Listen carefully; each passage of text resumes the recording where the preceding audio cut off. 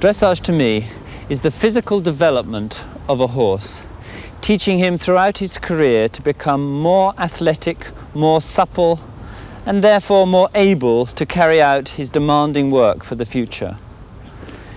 It is a long-term program to train a horse from novice to Grand Prix, and we're talking on average of 4 to 5 years. When you start with your horse, it is important to establish the balance. Because for me, the key to so many sports is the balance. Of course, there are many ways of training a horse. There are many different opinions on how a horse should be trained. And we, in this program, would like to show you the basics.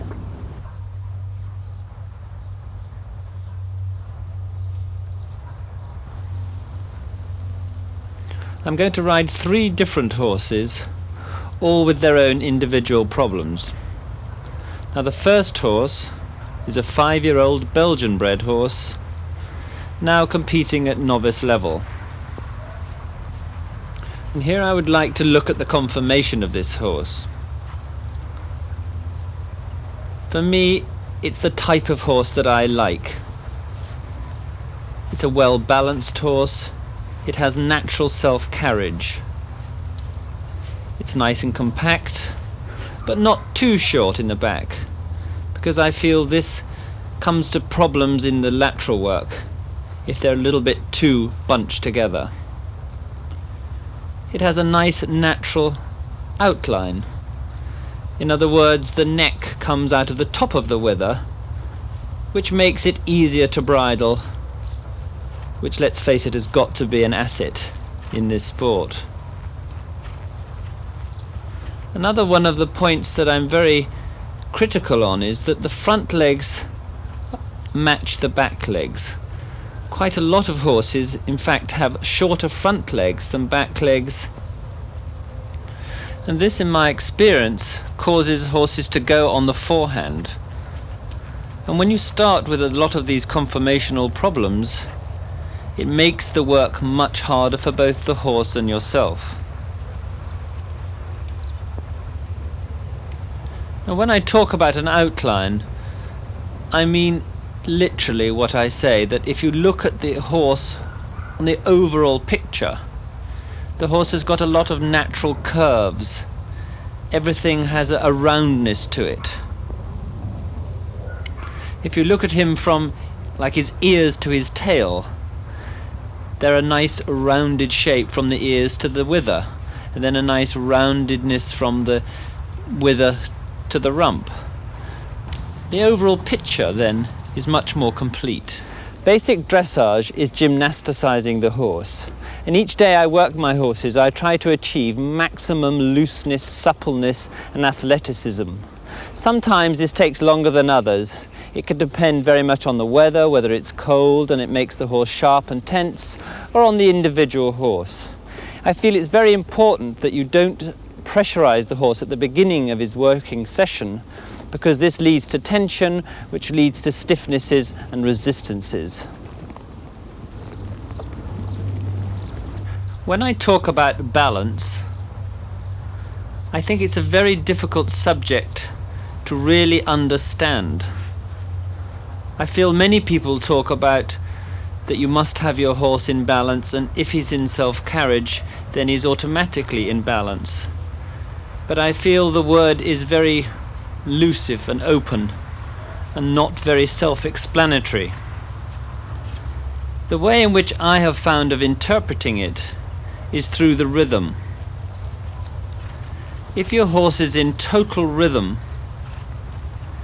in other words, each diagonal step is the same length and the same height through the circles and through the turns, then I feel confident that the horse is in balance.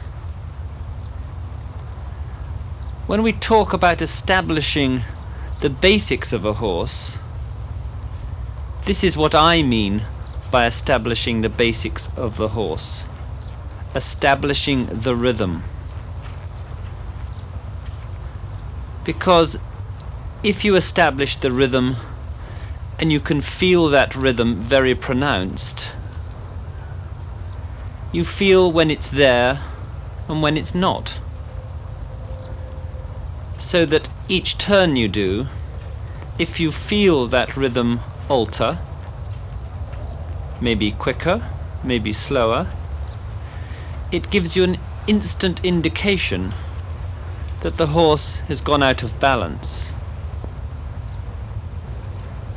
And this is really where the use of the hand and the seat come in. Because when a horse loses his balance, he automatically falls onto the forehand, which goes straight onto your hand. Or another interpretation is he's against your hand. And when a horse is against your hand, he no longer is free through his back muscles. And therefore, in my thoughts of training, to me the most important thing to avoid at all costs is the horse going against the hand. Now here we see this horse in a nice rhythm. He's soft and he's coping with the turns very easily. But if you observe, sometimes his head is up and sometimes down. In other words, the outline fluctuates. Now to me, I would expect this in a 5-year-old. This is where the greenness shows up in the horse. Not necessarily that he's falling all over the place and he can't cope with this turn and that turn. Purely that he can't cope with the maintaining of a perfect outline. So, for me, if you saw this horse maybe in 3 years' time, in some respects, the overall picture wouldn't be that much different. But what would be very different is that the horse would be more compressed and more steady in his outline, but that basic rhythm would still be there. Now while I'm riding this horse, and I've got him in this rhythm that we've talked about, I let my body absorb it. And it's rather like a metronome. It is constantly there, and it becomes second nature to feel for this rhythm. Now I try to train the horse through all his movements to whatever level he has reached, still having this metronome going in my mind and through my body. For example, in that transition there, what I'm trying to achieve is that the horse will come down into walk, maintaining the same rhythm, that he comes into the transition without going against my hand, and will move off again, reasonably responsive from my leg. Now these are the things that have to be so implanted into the horse's mind, and also perhaps your own.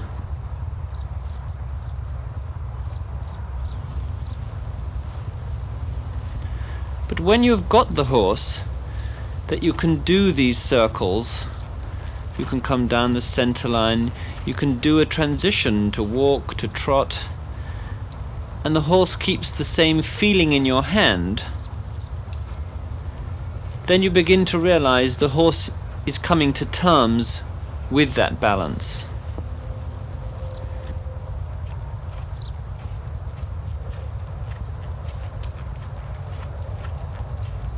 In the training of each individual horse,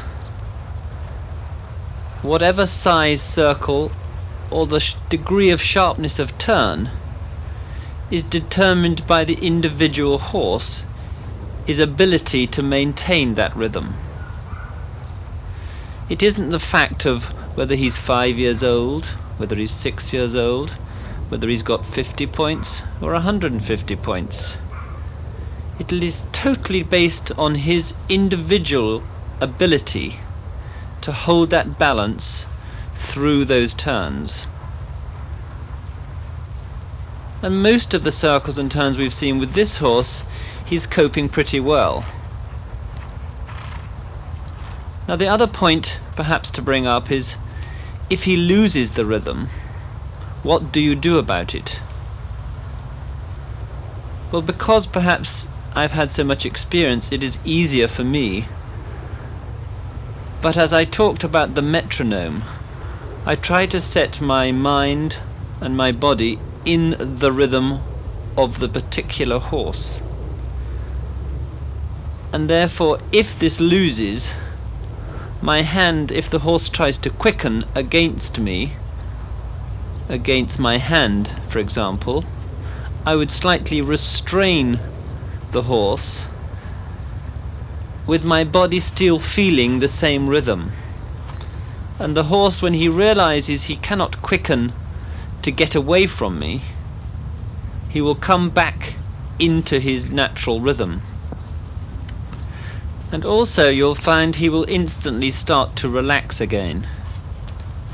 Because by giving the horse this rhythm, establishing a balance, what you will find is that it also makes the horse very naturally, inwardly relaxed.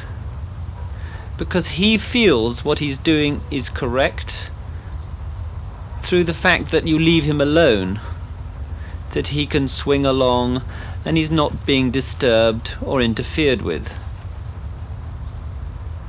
Now to me, the inner relaxation is a very important part of training of the horse. But it is also quite a complex part of the training of the horse.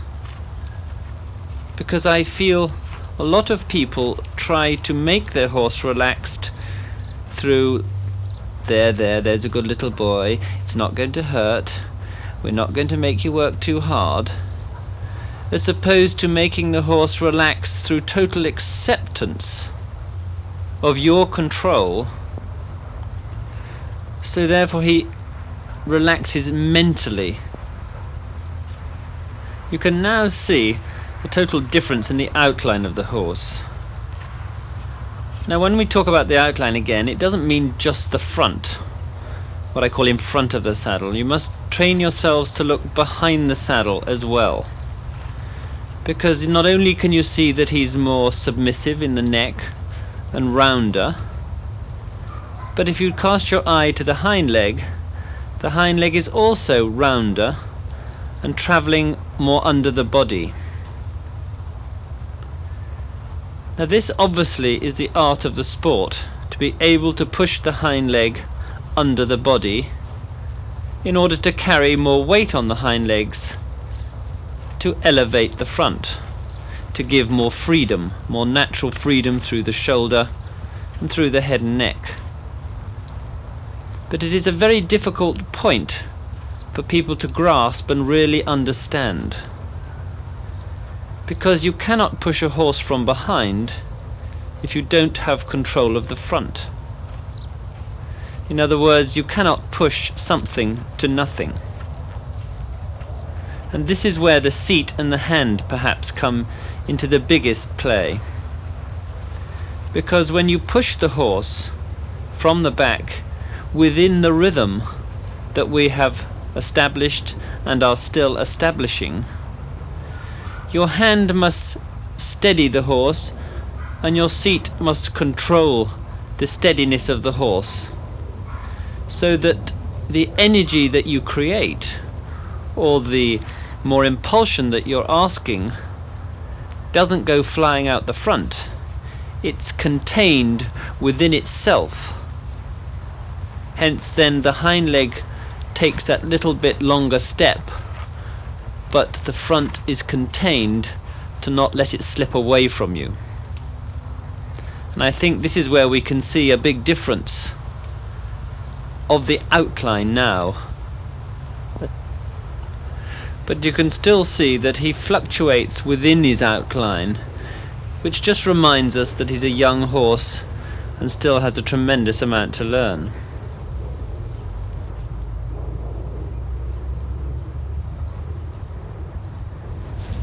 I tend to work my horses in 3 sessions: the loosening up session, the working session, and the relaxing off session. I think with young horses, the beginning and the working session are not so different, where a more advanced horse, there is more of a dramatic difference. And now we're going to go into Canter and show that by working the horse in Canter, how each pace helps the other. Now when we go into the Canter, we're rather starting the program all over again, in the fact that we have got to establish the balance in the new pace. So we've got to find a rhythm again, so that the horse can carry himself, relax within himself. But of course the canter beat is a 3-time rhythm, as opposed to the trot has a 2-time rhythm. In the outline of the horse here, you see that he's much higher in his outline. It's because he's using the neck to balance himself. But because I'm trying to establish the rhythm, and only is the rhythm in my mind at this point, I'm rather leaving the head and neck to let it sort itself out. And I'm concentrating on trying to get the horse straight between the 2 reins, that he doesn't canter with his quarters slightly to the inside and find all other evasions to escape me.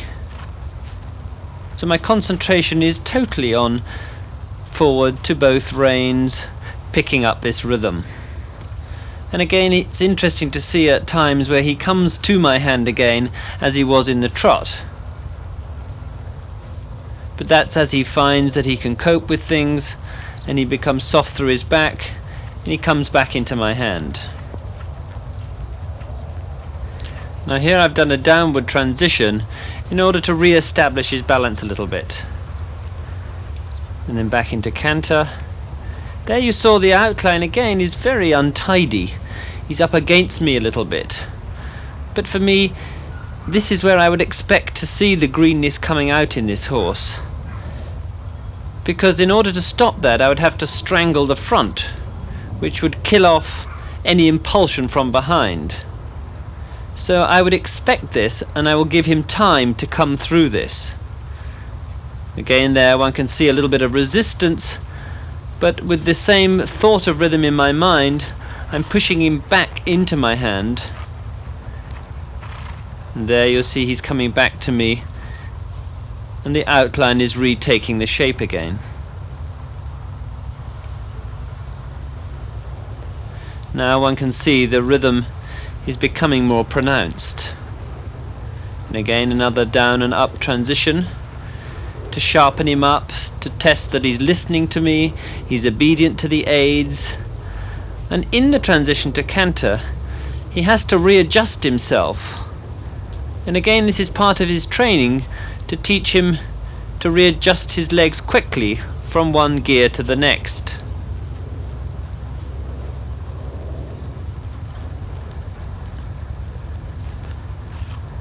The canter stride is becoming much more regular here, and he's becoming much neater together. There you can see a little resistance because he's trying to fall out through his shoulder onto the inside shoulder. Now across the diagonal here, I've got to train him to come across a diagonal which of course has no sides, so he's totally open, and I've got to teach him to still take a very direct line.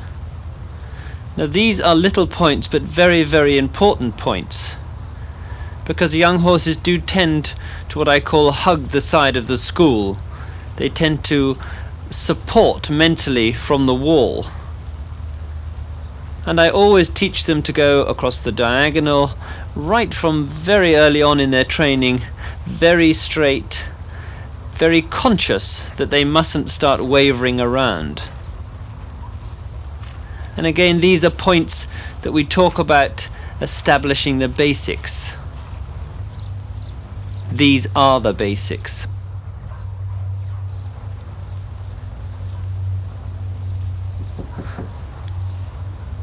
On the turn there you could see him losing a little bit of balance, a bit of stiffness through the shoulder. And now he's come back to me again. The canter is developing more lift, more elevation, and that time a much better transition into trot. And also much better into canter, much neater. Because he's more together, he has more true impulsion. He was able to pick up into canter without losing the length of the frame. I think it can be very misinterpreted when a horse comes against you in a transition specifically to strike off to canter, because young horses do need to use their neck in order to balance. And if this is interpreted as a straight resistance, and you get hold of his head and screw his head off, then I think, you are creating big problems for later on.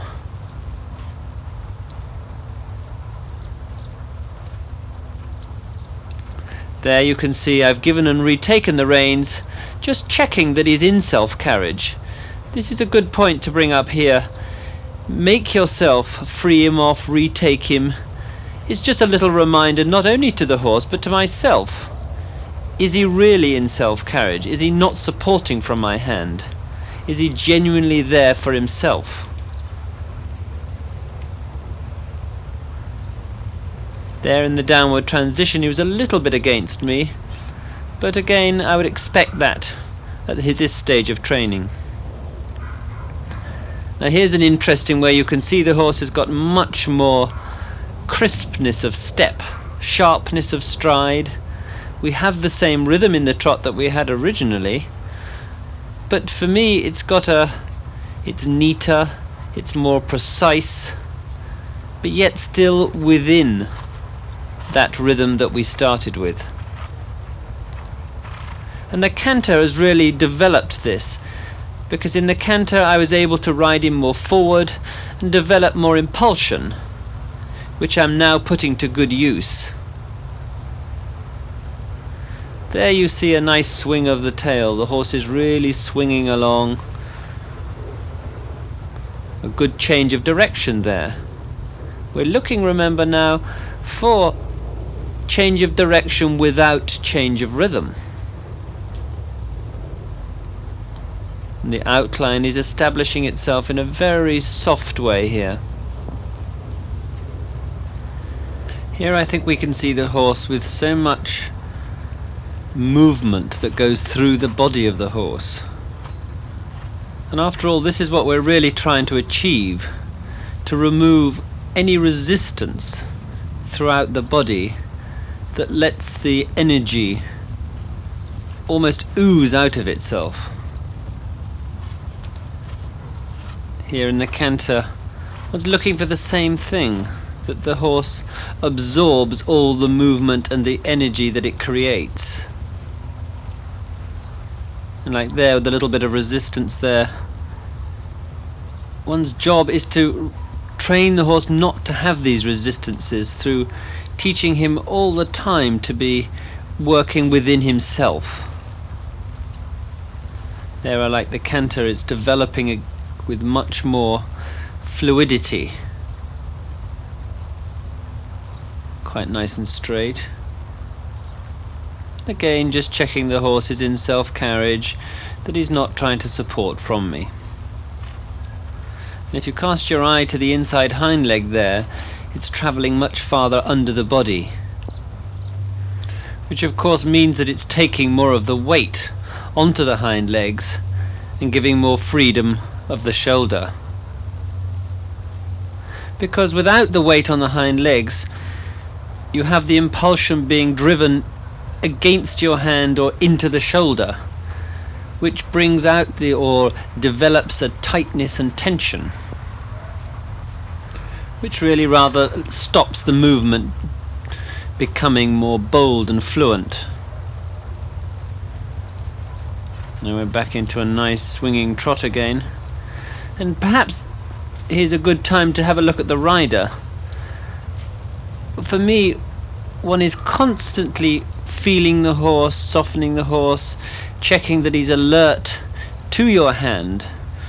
Perhaps I'm criticized sometimes for not having still hands, but for me it's because they're always feeling for life in the horse's mouth. They're never having a dead set feeling. They're checking that he's attentive, that he's supple. He'll bend to the left, he'll bend to the right. And there one can give the rein away in a little pat, and he isn't worried by this, and he doesn't alter his outline when you give the rein away.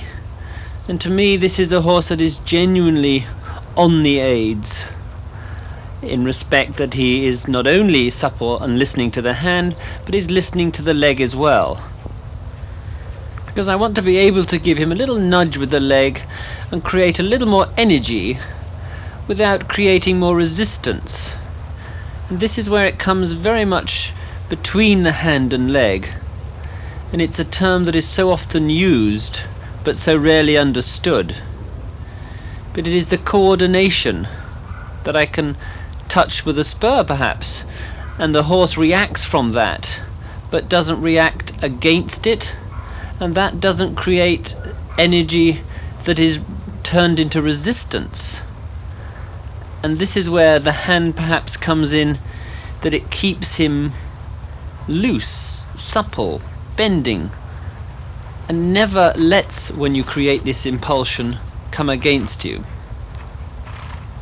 Now here I go into the rising trot to what I call loosening, finishing him off. I let him stretch, but again it's within my control, it's within the same rhythm, it's within the same looseness, ability to use all his muscles, his back muscles, but rather letting the pressure off a little bit. And this is where young horses can't cope with being pushed together for too long a periods. Hence why we push them together, let them stretch, pick them up, let them down. But all these things, all these movements are within the same base, the same rhythm, but perhaps shorter or longer, the same uprightness, that the horse, although longer here, still keeps the rhythm and doesn't fall in on the turns. I'm making him really bend through his neck so that he doesn't try to support from my hand, that when I let him stretch, he stretches within the softness and not stretches against me. I think this is a very important part of the training, and it is a part that can easily be misinterpreted. One does hear a lot of people saying that a horse must work long and low, but this can be seen so often done in the wrong way. I think you can see here that the horse, although long and low in my understanding of the terms, is still all within the type of work we've been doing. So there's no confusion for the horse, there's no sudden change, no sudden dramatic difference. The horse is happy because all his work is consistent.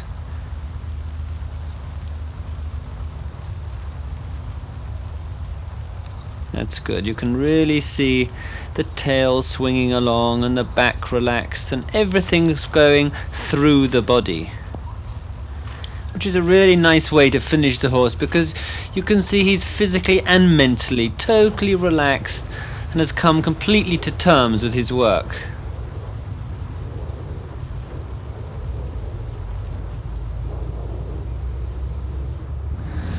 And now we're going to go on to another horse and show some of the same work that we have covered with this horse, but showing that there are different problems with different horses, different conformation problems, different things that need to be sorted out.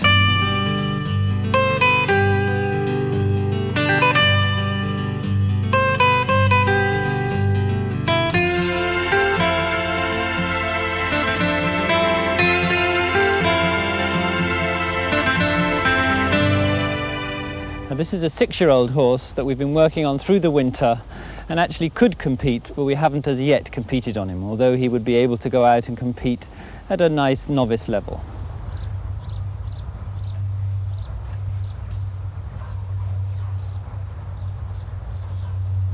Now let's take a look at the conformation of the second horse. For me, he's very much the same type of horse, but yet a lot smaller. And not just smaller in size as in 16.2 or 17.2, but in overall body. He's not quite so deep through the girth. Or the neck. He's much more a shallower horse, slightly finer, but yet still within this powerful type of dressage horse. And again, one of the most important things is the neck line comes out of the top of the wither, just as the last horse did.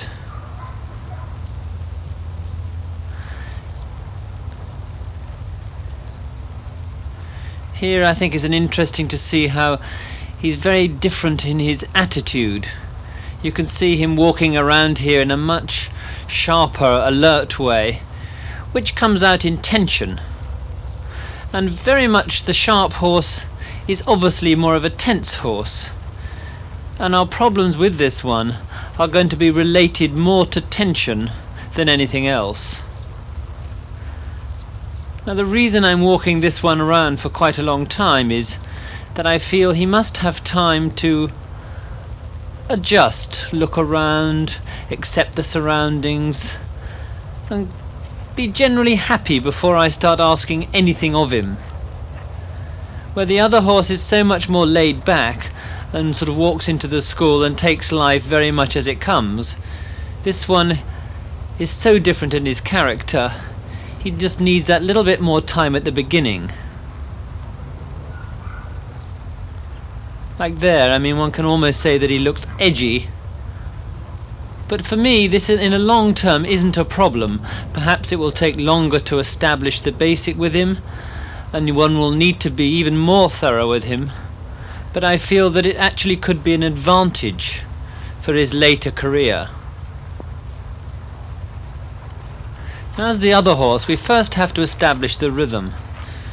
Now we look again at the diagonals, checking that they're both equal in distance, both upward and forwards.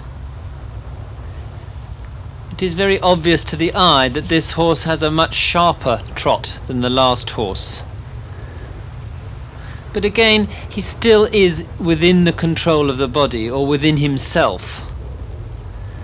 Now, one of the things I try to think of in training all horses is that your ultimate aim, in specifically the trot, is that you equal the activity to the elevation. Now, the last horse had more elevation and less activity, where this horse has more activity and less elevation. So in working these two horses for the same ultimate end, and approaching them in so many ways in the same way, but we have to work stronger on one thing than the other. And with this horse it is very much getting the rhythm softer, a little more elevated, a little less tense. I think it's a very good horse to see this tension in the trot and how we have to try and get it looser. But equally so, the tension isn't necessarily a bad thing. Because with tension you have alertness, sharpness, quickness of reflexes, all of which go to make a very high-powered dressage horse. Dressage is a very demanding sport, and the horse has to be so switched on to your every aid, every movement you make. And therefore, it would be wrong, because this horse has this quickness and sharpness, to try and, what I call, bore it out of him. You want to keep that personality and all those good things, but maybe tone it down a little bit. The horses are so different in their trots. But I feel this is the whole point of, or the whole art of being able to train each horse to a high level. You have to expect so different problems with the two horses. Because this horse has got this sharp alertness and tension, as I've discussed, He's also prone to spooking and just generally being a little bit of a naughty boy. But now he's beginning to let go a little more, look softer through the back, and generally swing along a little bit. But one of the most important things at this stage, probably with this horse more than the other one, is to bend him through the neck quite a lot. It's very important to bend horses for many different reasons. And perhaps with this horse I can explain there, when I'm bending him through the neck, when he's straight in his neck, he can come up against my hand and therefore go tense through his back. If I can just keep the neck offset, slightly flexed to the inside or slightly flexed to the outside, it lets the movement go through the body and right up into the hand. Because a lot of people at this stage would try to ride him absolutely dead straight, but I feel it does create a tremendous block in the neck, which almost bounces back at you and gives you this resistance. And when you're bending the horse, you not only want to bend in the neck, you want to be able to get the horse to bend throughout his body. And here, as we come through the corner, you can see how the bend starts to develop through the whole body there. And then you can straighten him up and he draws back into both reins again.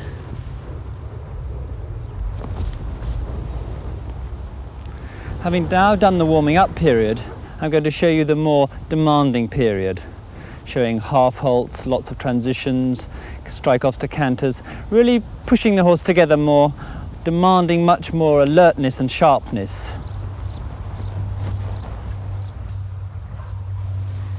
Consistency is a very important part of training horses, because they don't understand if you come out in a bad mood or a good mood. They can't quite get the act together just because you're not feeling so good. So you must have a very level-headed approach, which goes right through to giving the aids to the horse. You must decide with yourself or your trainer what aids you're going to give to the horse to indicate to canter, to walk, to trot, or whatever, and you must stick to those. Because there are a variation of ideas of which leg you use to strike off and which hand you use to transitions down, but whichever you choose, you really must stick to the same ones all the time. Now, I use a lot of transitions in and out of different paces, specifically with a horse that has got a lot of tension, because he won't let me into his back, and I've got to get him attentive to me without forcing and demanding of him, by giving him lots of questions, by making him think, by changing of direction, back into walk, up into trot, turn left, turn right.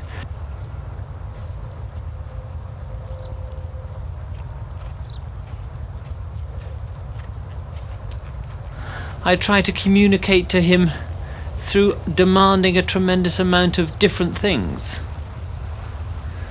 And then you see, he gives me a few moments of softness. That was quite a nice transition and quite a nice move off. And then you'll see again in a minute, he'll lose concentration again. Strike off to canter. Quite alert to it, a little bit of tension, a little bit of swishing of the tail. All things that I would expect with an alert type of horse. The canter not really going through the body, and this comes out in that the beat isn't really clear enough. And we'll see as this horse goes on, because he won't really come to terms with the control yet, that the quality of paces aren't so clear as the last horse. But in my belief in the way of training horses, it would be wrong to force this horse into a shape, and hence I feel make him much more rigid and tense throughout his body. He has to develop, have trust in me, have trust that he can work but not be forced to work. He's got to want to work with me.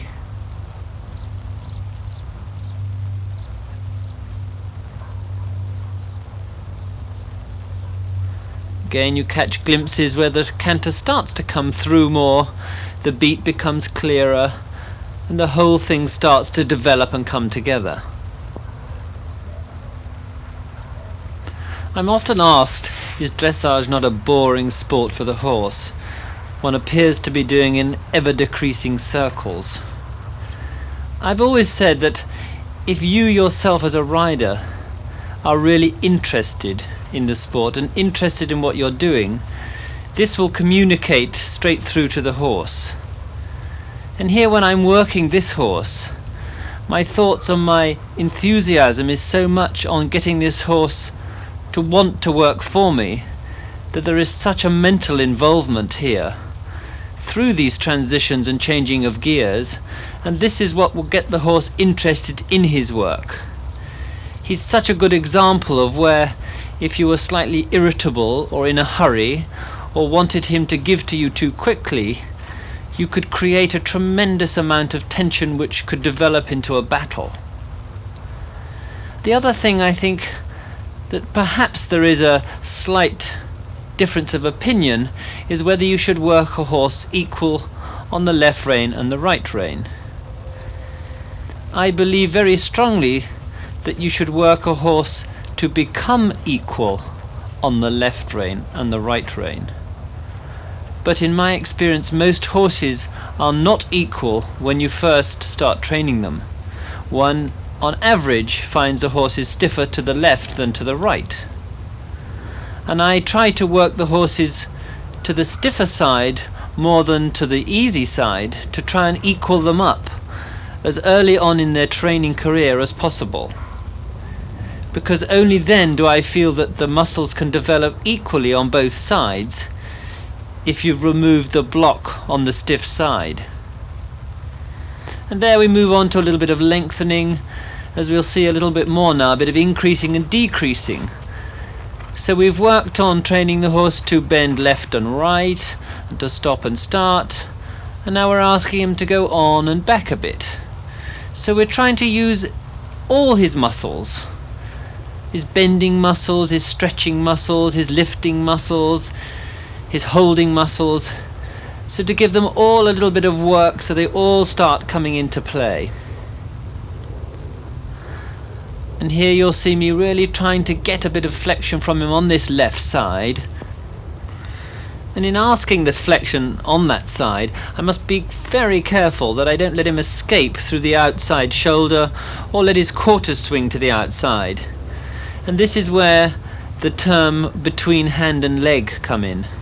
Because as I ask with the inside hand for a little flexion, the stiffness will try to escape to the right. And that's where my right leg must be in control of his body, so there is no escape route for him other than to soften the muscles and submit to me. Just again there, checking that I can give and retake the reins. All these little things are so important on a consistent level. Although I've got quite a lot of resistance there, in giving those reins, he still maintained the evenness of stride, and also he maintained the outline that he's got. Although it's not the correct outline yet, you could see when I gave the reins away, he didn't chuck his head up or increase in speed. So I'm pleased with that. And as I retake the contact with him, I straight away ask of him just a little bit of feeling, so I don't retake what I call a dead contact. I'm always saying, give me a little flexion this way, give me a little flexion that way, are you listening to me? Let's have a transition now. And in the canter, because the horse has a 3-beat canter, in order to get the canter more together, I take a little check on my inside rein. But the little check has to be timed in the rhythm of the canter. Now because the canter is 1, 2, 3, 1, 2, 3, 1, 2, 3, the 1 is when the horse is on the forehand, and the 3 is when the horse is up off the forehand. And it is important that you take the half halt or the little feel with the inside hand on the third beat of the stride and not on the first beat. Because if you take it on the first or the second, when the horse is taking a downward stride, he will pull against your hand. But if you take a little feel on the third stride, when he's on his way back up again, the horse is in suspension. And this is a time that he won't push against your hand. So one is working at these little things subtly all the time, but obviously it is difficult to see to the eye.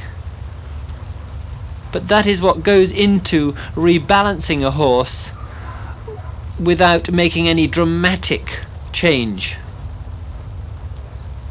And now we do a few transitions, walk and trot, and the walk-trot transitions are really the base of the half halt.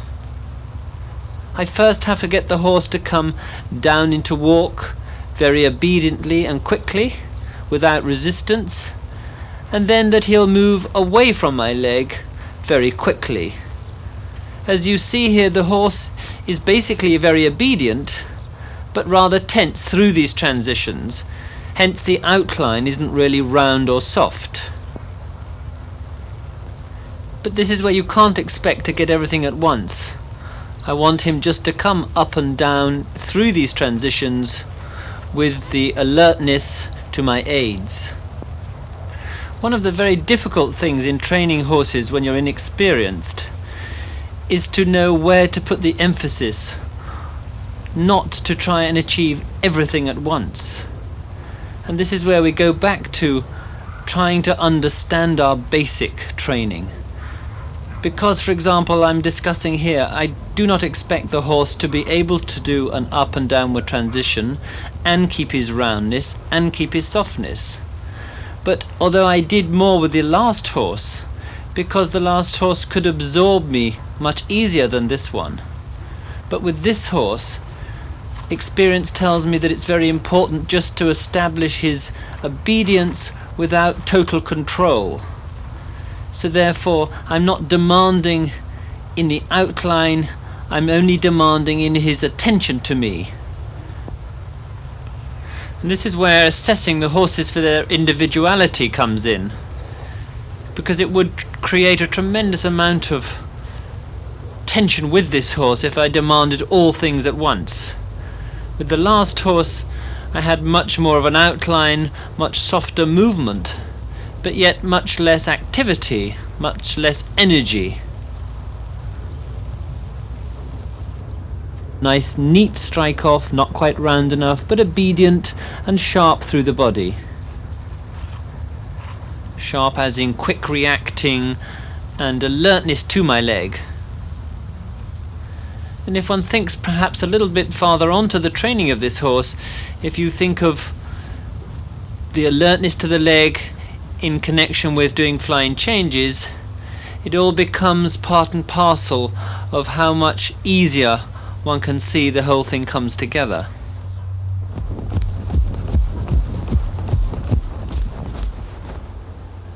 I think this horse has just demonstrated some very important things in the training of the young dressage horse. And now we're going to move on to a more advanced horse that is perhaps more established in its paces, but also more established in its problems.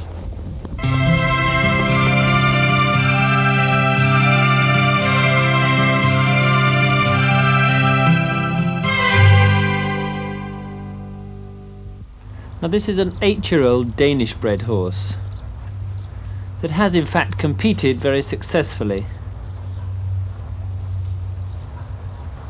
And I think we'll see some interesting points where this horse is more established in his basic paces than the other two, and hopefully we'll be able to help you in your assessment of what we're really looking for. Conformationally, we see the same type of horse, but perhaps a little longer in the back than the last two horses. He's good and deep in the girth, a nice sloping shoulder, but the hocks perhaps are a little too far out behind him. In the walk here he's active, but just a little tense. Now straight away in the trot, we see that he can move off instantly into a springy, established rhythmical trot. And here, if I was a judge, I would be attracted to the overall picture and the evenness of both the knee and the hock. Because when we talk about the activity and the use of the hind leg, it really must be matched up with the use of the knee and the foreleg. So therefore we achieve an overall picture of total use of all the joints.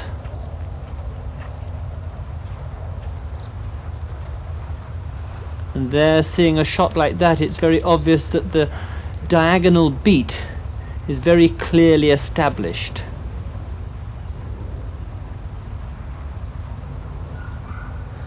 And one can change the rein, change direction, much easier than with the other two horses. One isn't having to be so careful and so precise. The horse is much more on automatic pilot. Because one's aim is to be able to create more impulsion and more energy, but within exactly the same containment, frame, balance. And you can see here I can use a little bit of leg, and the horse doesn't go tense, he doesn't jerk away, he doesn't show any resistance when I use the leg on him.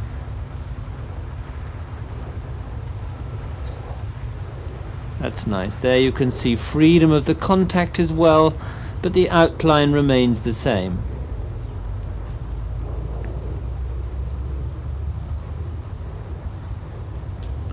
For me, because the horse is a little more advanced, I personally would like to see him a little more together. But having said that, he's equal length in the front of the saddle as he is behind the saddle, and all these things go to an overall nice picture, pleasing picture to the eye. But straight away in the canter you can see the activity and the energy is throwing the horse down onto the forehand. And this is one of the problems that I tried to explain at the beginning that would be shown with this horse. Now at this level, when you're just doing walk, trot and canter, it obviously isn't too much of a problem. But if we think in terms of flying changes and pirouettes, then it all becomes more relevant. And going back to the young horse, this is why it is so important to establish this basic paces, the rhythm, the balance, all these things that we've talked of and can't talk of enough, because without that you really cannot go to a high level.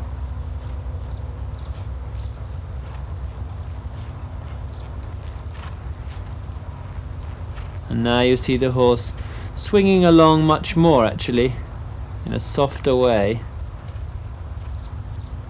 And there one's demanding a little bit of softness through the neck in order to stop him going against the hand. Also you saw a little bit of leaning on the shoulder on that turn. But a good active canter, a nice upright canter. And bringing the hind leg quite nicely under the body. But I'm having to leave him in quite a long outline, because if you compress him at all, that is when the tension, or what I call against the hand, starts to build up. And when he builds up against your hand, or the pressure comes up against your hand, then he goes tight through his back. So I really do have to re-establish the basic, specifically in the canter. As we saw in the trot is much easier, he can cope with that. He has a lot of energy, and he's learnt to cope with his own energy. But the canter is the problem that we really need to go back a little bit and try and sort out.